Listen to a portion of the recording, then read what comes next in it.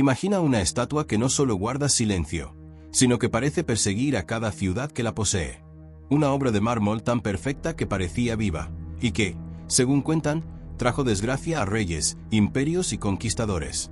Quienes la adoraron, terminaron cayendo en la ruina, y quienes intentaron destruirla, desaparecieron sin dejar rastro. Hoy descubrirás la historia oculta de la estatua maldita que siguió a Roma, un enigma que se mueve entre mito y realidad. Prepárate, porque lo que escucharás a continuación no aparece en los libros de historia, y podría cambiar la forma en que miras el arte para siempre. El origen de la estatua. Dicen que, en el corazón de la antigua Grecia, donde los templos blancos se alzaban como brazos extendidos hacia los dioses, existió un escultor cuyo nombre fue borrado de los registros, no por olvido, sino por miedo. Los cronistas de la época lo describen como un hombre obsesionado, alguien que no veía en el mármol una simple roca, sino la carne dormida de una criatura que esperaba despertar. Se cuenta que pasaba noches enteras sin comer, sin dormir, cincelando con una devoción enfermiza. A diferencia de otros artistas, él no trabajaba para la gloria de los reyes ni para la belleza de las plazas. Su único propósito era crear algo que los dioses jamás pudieran igualar. Y, según la leyenda, lo consiguió. Cuando terminó su obra, la presentó en un templo dedicado a Apolo. Los ciudadanos quedaron atónitos. La estatua tenía una perfección tan inquietante, que quienes la miraban aseguraban que respiraba. Algunos afirmaban que sus labios se movían, como si murmuraran secretos. Otros juraban que los ojos, tallados con un realismo imposible, seguían a los visitantes incluso cuando estos intentaban escapar de su mirada. El rumor creció rápidamente. El escultor había robado el fuego divino, había dado vida a la piedra. Lo que en principio fue admiración, pronto se tornó en temor, porque la gente comenzó a notar que todo aquel que se acercaba demasiado a la estatua sufría desgracias, una fiebre repentina, una caída inexplicable, una muerte inesperada en la familia. Fue entonces cuando nació la frase: quien posea a esta estatua, perderá lo más valioso de su reino. El propio escultor fue el primero en comprobarlo. La noche en que terminó su obra, según las crónicas, perdió a su único hijo en circunstancias misteriosas. Algunos aseguraron que fue un castigo divino, otros, que fue la estatua quien reclamó un sacrificio para nacer en este mundo. El artista, destrozado, desapareció poco después. Nadie volvió a verlo jamás. La estatua quedó en el templo, cubierta de ofrendas, incienso y velas, pero nadie se atrevía a tocarla. La veían como una presencia viva, un guardián silencioso que acechaba a quienes osaban mirarla por demasiado tiempo. Los sacerdotes de Apolo discutían sobre qué hacer con ella. Algunos decían que debía destruirse, porque ninguna obra humana podía desafiar a los dioses sin consecuencias. Pero había otros que la consideraban un objeto de poder, un canal entre el mundo de los hombres y las fuerzas invisibles. Y fue así como la estatua comenzó a usarse en rituales secretos, ofrendas de sangre, plegarias nocturnas y ceremonias donde los sacerdotes susurraban a su oído, convencidos de que la piedra escuchaba. Los testimonios de viajeros hablan de noches en las que el templo se iluminaba con un resplandor extraño. No era el fuego de las antorchas, ni la luna reflejada en el mármol, sino una especie de brillo que nacía de la propia figura. Nadie pudo explicarlo. Algunos afirmaban que la estatua representaba a un dios olvidado, uno borrado del panteón griego, al que los hombres no debían invocar. Otros decían que no era un dios en absoluto, sino un alma atrapada, condenada a vigilar eternamente a quienes osaran contemplarla. Y sin embargo, cuanto mayor era el miedo, más fuerte se volvía la atracción. Los generales comenzaron a disputársela. Creían que la figura podía traer poder en la guerra, fortuna en la conquista. Pero cada ejército que intentaba llevársela sufría pérdidas inexplicables. Hubo un relato especialmente perturbador. Durante un traslado en caravana, bajo el sol del Mediterráneo, los soldados encargados de custodiar la estatua fueron encontrados muertos, sin heridas visibles, como si simplemente hubieran dejado de respirar. Y allí, entre los cuerpos, la estatua permanecía erguida, intacta, con la misma mirada penetrante, como si hubiera presenciado cada segundo de aquella tragedia. A partir de entonces, los griegos comenzaron a llamarla de una manera que ha sobrevivido hasta nuestros días, la vigilante de mármol. Lo más inquietante de todo es que no importaba dónde fuera colocada, en templos, en plazas, en palacios, siempre surgía una desgracia. Incendios, epidemias, traiciones, desapariciones. Era como si la estatua exigiera un tributo constante, como si necesitara alimentarse del sufrimiento humano para mantener esa aura de vida que parecía rodearla. Y aquí comienza lo verdaderamente perturbador. Pese a todo, nadie se atrevió a destruirla. ¿Por qué? Quizás porque temían que hacerlo desataría una maldición aún mayor. Quizás porque, en el fondo, los hombres no pueden resistirse al misterio de lo prohibido. Sea como sea, la estatua siguió en pie, imperturbable, intacta, observando a cada generación que pasaba frente a ella. Este fue el inicio de una leyenda que viajaría siglos después hacia Roma, cargada de rumores, desgracias y un aura tan oscura como irresistible. Y lo que ocurrió allí fue mucho peor. El viaje hacia Roma. Cuando Roma conquistó Grecia, no solo se llevó su oro, sus tesoros y sus manuscritos. También se apropió de aquello que no podía comprender del todo: sus mitos, sus dioses, sus símbolos de poder. Entre los incontables objetos trasladados como botín, había uno que destacaba por encima de todos: la estatua vigilante. Para los romanos, llevarla a su capital no era solo un acto de saqueo, era un gesto simbólico. Era apropiarse de la grandeza griega y demostrar que el destino del mundo había cambiado de manos.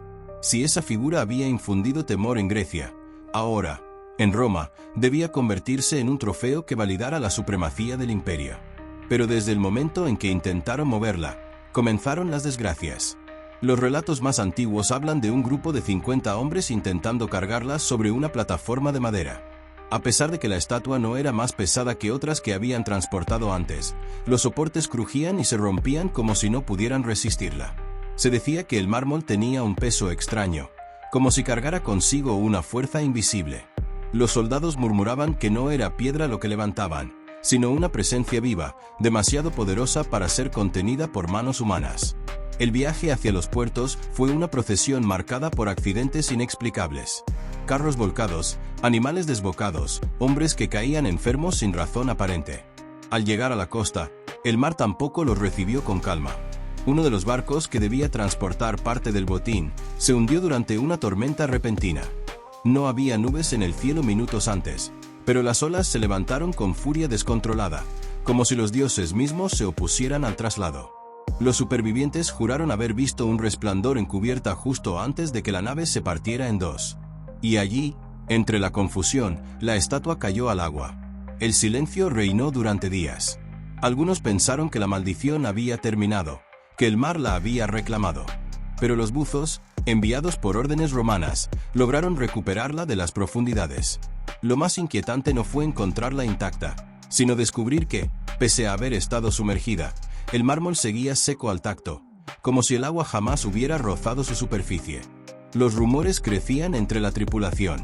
Decían que la figura respiraba bajo la cubierta de los barcos, que en las noches de guardia, algunos escuchaban un susurro proveniente de la caja de madera que la contenía. Uno de los capitanes afirmó que vio los ojos de la estatua abrirse en medio de la oscuridad y que lo observaron hasta el amanecer. Al día siguiente, el hombre fue hallado muerto en su camarote, sin señales de violencia, con una expresión de terror congelada en el rostro. Cuando finalmente arribaron a las costas italianas, pocos hombres quedaban con el valor suficiente para acercarse a ella. Muchos desertaron, otros fingieron heridas para no seguir cargándola. Pero Roma no se detenía ante supersticiones. Para ellos, la estatua era un símbolo que debía exhibirse, y nada detendría a un imperio en ascenso. Fue trasladada hasta la ciudad en una procesión solemne. El pueblo, acostumbrado a ver desfiles de esclavos y tesoros, quedó sorprendido por aquella figura. No era un dios romano. No representaba a ningún héroe conocido. Y sin embargo, imponía respeto, como si en su silencio hubiese más poder que en todos los discursos del Senado. Lo inquietante es que, desde su llegada, los presagios oscuros se multiplicaron. En la primera noche que pasó dentro de la ciudad, un rayo cayó sobre un templo cercano, incendiándolo por completo. Los sacerdotes lo tomaron como una advertencia divina.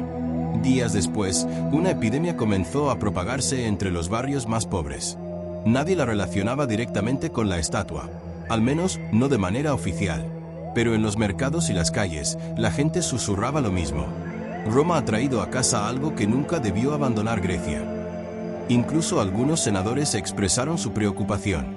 Pero el poder y la arrogancia del imperio eran más grandes que cualquier superstición. Decidieron colocarla en un templo, convencidos de que la grandeza de Roma podía domesticar cualquier fuerza extranjera. incluso una maldición. Aún así, los más cercanos a la estatua contaban otra historia. Los guardias que la vigilaban por la noche solían renunciar a los pocos días, alegando que sentían su mirada atravesándolos en la oscuridad. Algunos aseguraban que habían escuchado pasos dentro del templo cuando todo estaba vacío. Otros decían que, al entrar por la mañana, encontraban a la figura en una posición diferente, como si se hubiera movido apenas unos centímetros. Y lo más perturbador, en cada registro escrito de esos años, siempre aparece la misma frase, repetida en cartas y crónicas. La estatua observa. La estatua espera. Los romanos la habían traído como un trofeo, un símbolo de poder, pero lo que no sabían era que, con cada paso de aquel viaje, no habían cargado simplemente con un bloque de mármol, sino con una presencia que parecía despertar cada vez más, alimentándose del miedo de quienes osaban mirarla. Así fue como la estatua maldita llegó a Roma. Y aunque muchos celebraban su llegada como un triunfo, pronto descubrirían que lo que habían llevado a su ciudad no era un tesoro, sino el inicio de una sombra que se extendería sobre todo el imperio. Las desgracias en Roma. Al principio, la estatua fue recibida en Roma como un triunfo de la grandeza imperial. Fue colocada en un templo cercano al foro, bajo la vigilancia de sacerdotes y soldados, y adornada con coronas de laurel y ofrendas de oro. Pero lo que debía ser un símbolo de poder, pronto se transformó en un recordatorio silencioso de que Roma había traído consigo algo que no podía controlar. Los registros más antiguos describen los primeros presagios. Durante la primera semana de su estancia, murieron 3 senadores de forma repentina, todos en circunstancias inexplicables. Uno cayó muerto en plena sesión, otro fue hallado sin vida en su villa, y el tercero, según los criados, despertó gritando en medio de la noche antes de dejar de respirar. Lo extraño era que los 3 habían estado presentes en la ceremonia donde la estatua fue presentada. Las familias comenzaron a hablar en voz baja. Los esclavos murmuraban entre ellos que habían visto la sombra de la estatua proyectarse en lugares donde no había luz. Algunos decían que los ojos parecían brillar bajo la luna.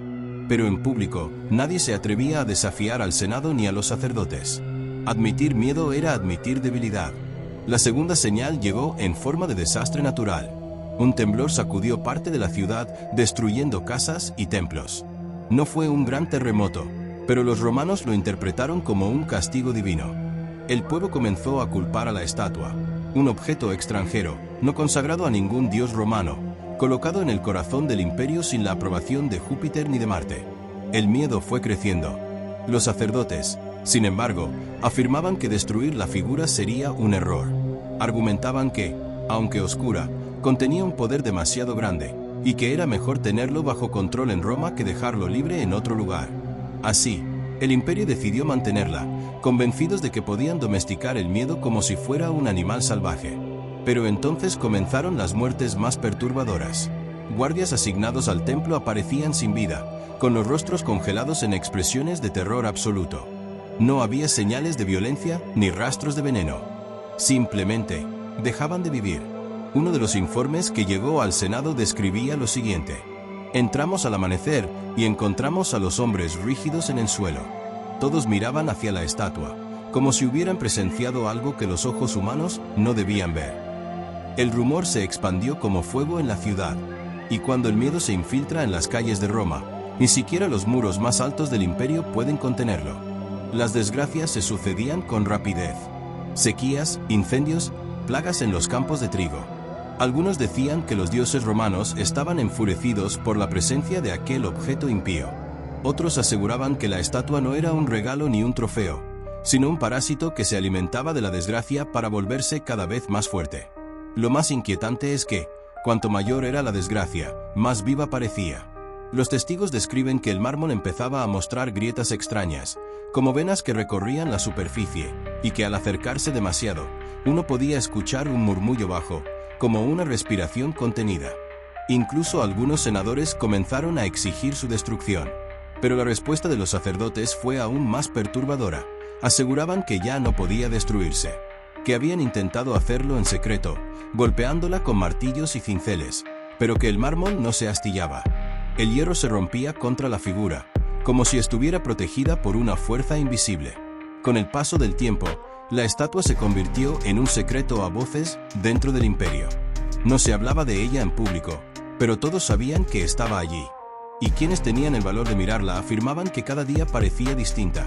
Un ligero cambio en la postura, una sombra diferente en el rostro, un brillo extraño en los ojos, como si lentamente estuviera despertando. Los poetas de la época comenzaron a escribir sobre ella en versos cifrados. Había quien la llamaba la huésped indeseada, otros la describían como la piedra que respira.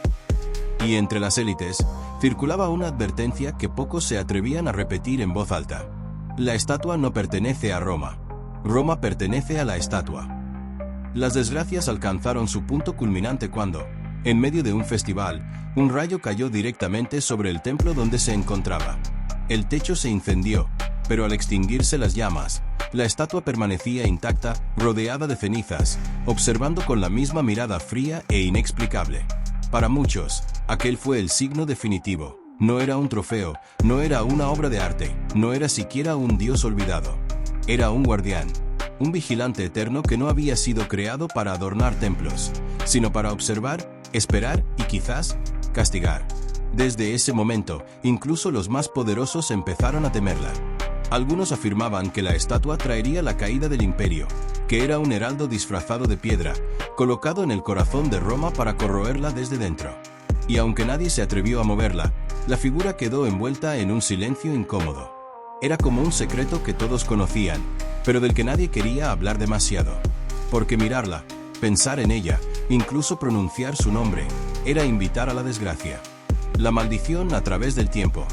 La estatua permaneció en Roma durante siglos. Silenciosa, inmutable, siempre vigilante. Pero lo inquietante es que, a lo largo del tiempo, no fue olvidada.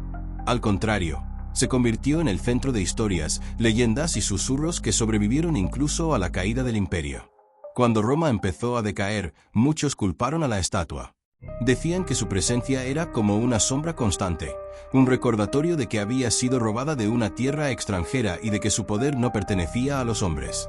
Algunos cronistas de la época escribieron que, con cada derrota militar, con cada hambruna y cada incendio, la estatua parecía cobrar más vida, como si la desgracia fuese su alimento y Roma su presa más grande. Cuando los bárbaros finalmente saquearon la ciudad, los relatos aseguran que la estatua desapareció. Nadie sabe si fue destruida, escondida o llevada lejos. Lo único que quedó fueron los rumores, que aquellos que la transportaron también sufrieron muertes extrañas, accidentes inexplicables y enfermedades repentinas. Era como si la maldición no se quedara quieta, sino que viajara junto a ella, buscando siempre nuevos anfitriones. Siglos después, en la Edad Media, hay registros de una figura extraña que comenzó a aparecer en monasterios y castillos europeos. Un bloque de piedra con un rostro casi humano, descrito siempre con los mismos detalles, los ojos grandes, la mirada penetrante, la sensación de que te observa incluso cuando cierras los tuyos.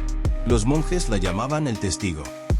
Decían que quien rezaba frente a ella podía sentir como sus pensamientos eran absorbidos, como si una presencia más allá de lo humano escuchara cada palabra. Pero lo inquietante era lo que pasaba después. Los monasterios que la guardaban solían ser víctimas de incendios repentinos, epidemias o ataques inesperados, como si el simple hecho de albergarla fuese suficiente para invocar la desgracia. Una y otra vez, aparecía en un lugar, y poco después, ese mismo lugar caía en ruina. Con el paso de los siglos, la estatua se volvió casi un fantasma histórico. Nadie sabía dónde estaba, pero cada tanto aparecía una mención en un manuscrito, un dibujo en un grimorio, o incluso una advertencia en las cartas de algún noble. Era siempre el mismo mensaje disfrazado en distintas palabras. No la mires, no la toques, no la lleves contigo. En el Renacimiento, un coleccionista de Florencia aseguró haberla recuperado de unas ruinas antiguas. Durante algunos años, fue exhibida en su villa privada como una obra maestra del arte clásico. Invitaba a filósofos y artistas a contemplarla, convencido de que poseía algo divino. Y es cierto que, durante un tiempo, pareció traer fortuna.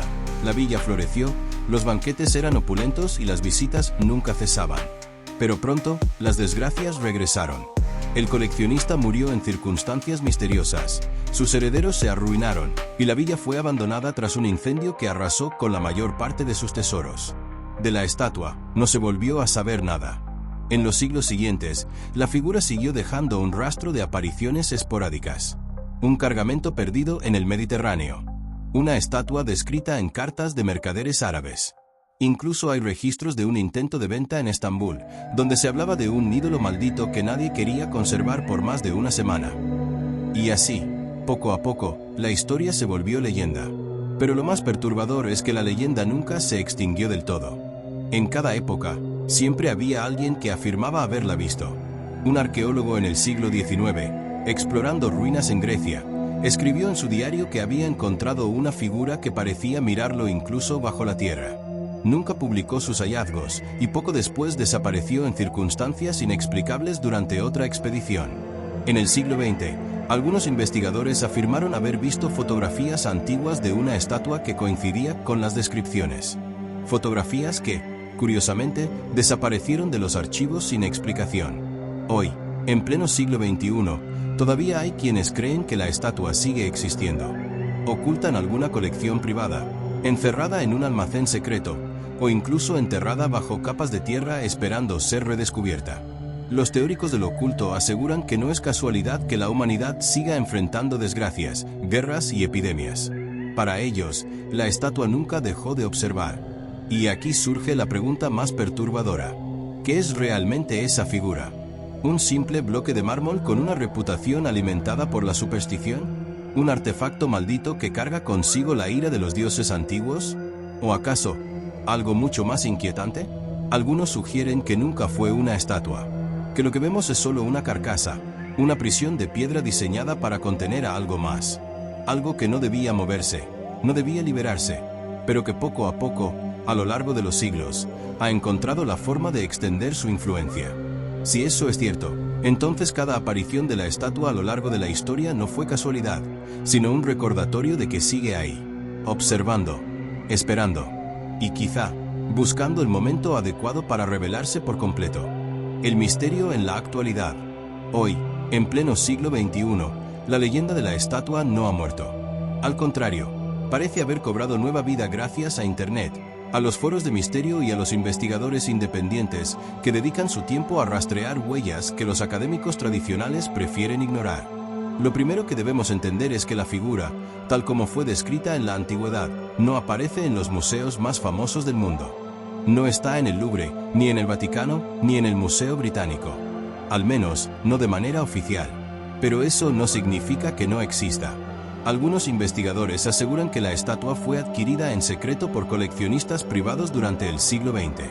Cuentan que, tras la Segunda Guerra Mundial, muchas piezas de arte y reliquias antiguas desaparecieron misteriosamente en medio del caos. Entre ellas, se menciona una estatua de origen incierto, con ojos extrañamente profundos, trasladada sin registro oficial a manos desconocidas. ¿Coincidencia? Tal vez.